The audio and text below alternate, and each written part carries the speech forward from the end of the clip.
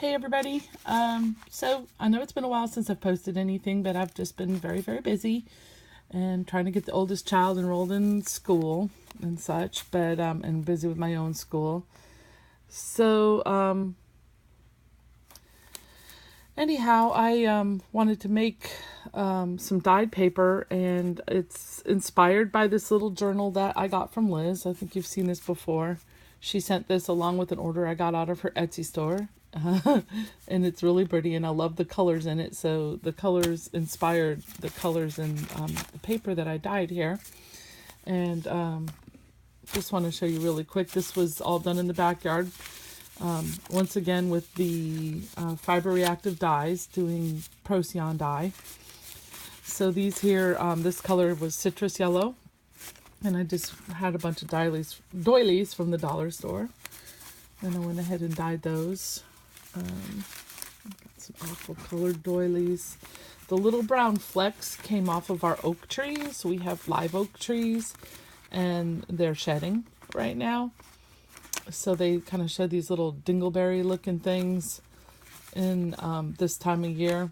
I don't know if they're seed pods or, well, I guess it wouldn't be seed pods because they would have acorns would be their seeds. Anyhow, yeah.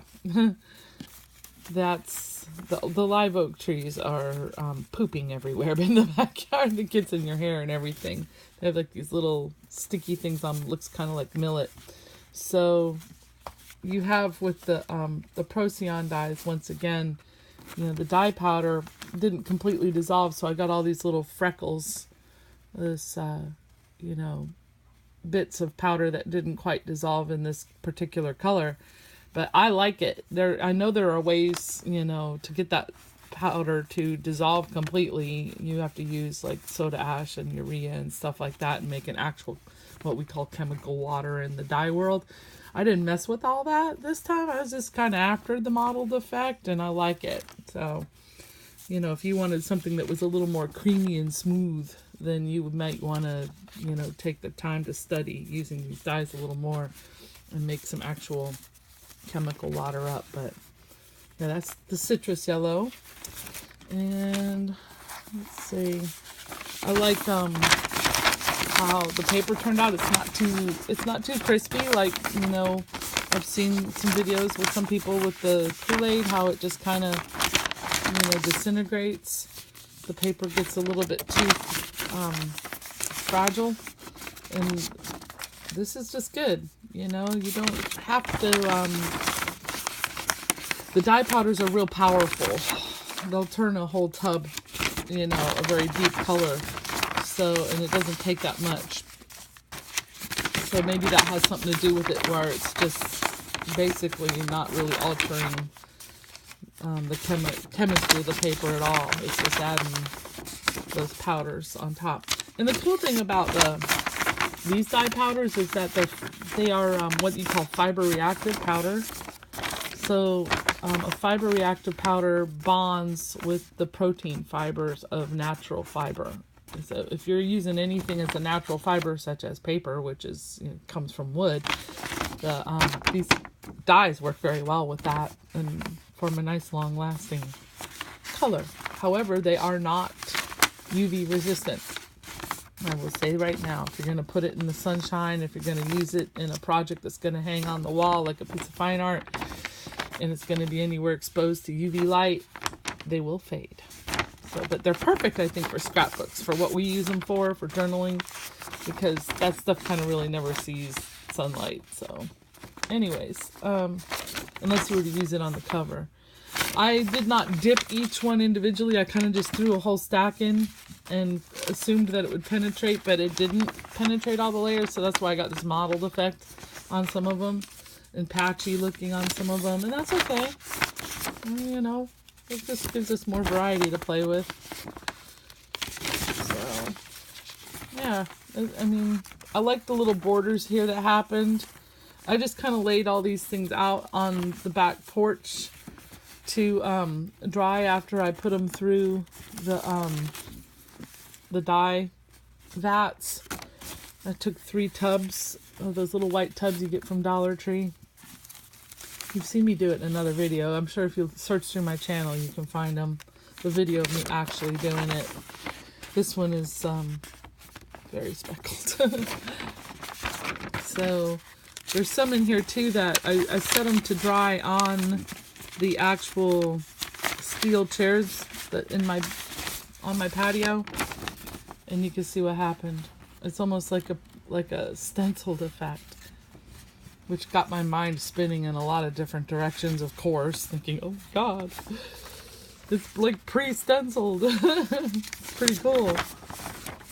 You know, maybe there'd be other ways to get other patterns onto them as they're drying. You know, pick up a couple of different kinds of grids. I know that I've got like some little wire shelves and things like that that might produce an interesting effect. One of those baking, drying racks.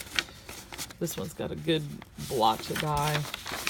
To get this blue color, I used mermaid green and kingfisher blue. These are Dharma fiber reactive dyes, available at dharmatrading.com. It's basically their tie-dye dyes. So look under their tie-dyeing supplies and under their Dharma Tie Dyeing Dyes, and you know, they got like 100 different colors. I like playing with these dyes because, you know, there's only so many colors of Kool-Aid out there. And then, you know, too, I don't know that you get all these cool little speckled variegated effects either with the Kool-Aid. So there's also ways to thicken these dyes. They sell this stuff called sodium alginate. It's basically powdered seaweed. It's kind of the same thing that old people use to thicken their food so they can swallow it better. It's, you know, they sell it for geriatrics. It's called Thicken Up, but it's basically sodium alginate, y'all. It's seaweed, and you can kind of whisk that seaweed up in a separate container, of course, until it makes a fine kind of a viscous little gel, and you can mix these dyes with that, and it makes a nice a paintable dye. It thickens it, like it makes it the consistency of paint instead of water. So you can only imagine the possibilities now. When I'm saying to you, do you hear what I'm saying to you? Oh my God. Like, wouldn't it be fun to, you know, dye some paper and then to go in with some thickened dye and maybe some foam stamps? Yeah, now you're getting it. So anyways, guys, that's it for now. Like I said, I've been super crazy busy this last week. We had to get Pesci into her testing, getting her enrolled in school, working on her scholarships and things like that. She's going to be going for 4 years of nursing, and I am working on my insurance healthcare billing and coding certification. I got offered a job at a local nonprofit that'll utilize all of my new skills and all of my old skills. So I'll be looks like a pretty good prospect. I interviewed. They seem to really like me. So I'll be doing working for with the geriatric population through a nonprofit here in town, and I'm excited about that. I think it's perfect fit for me. It'll be great work, and you know, I already volunteer with this nonprofit, and so I mean, it's the high point of my week, you know, interacting with the at-risk populations, with these frail people. And you know, it just makes me feel good to be of service and to do something, you know. So anyways, I guess it's all in being a balanced individual. It'll only be part-time, which is perfect. I don't want any more than that. You all know that I'll go into glue stick withdrawal if I don't play with my crafts and do things with my crafts. So anyways, that's it for now. Keeping it short. Bye.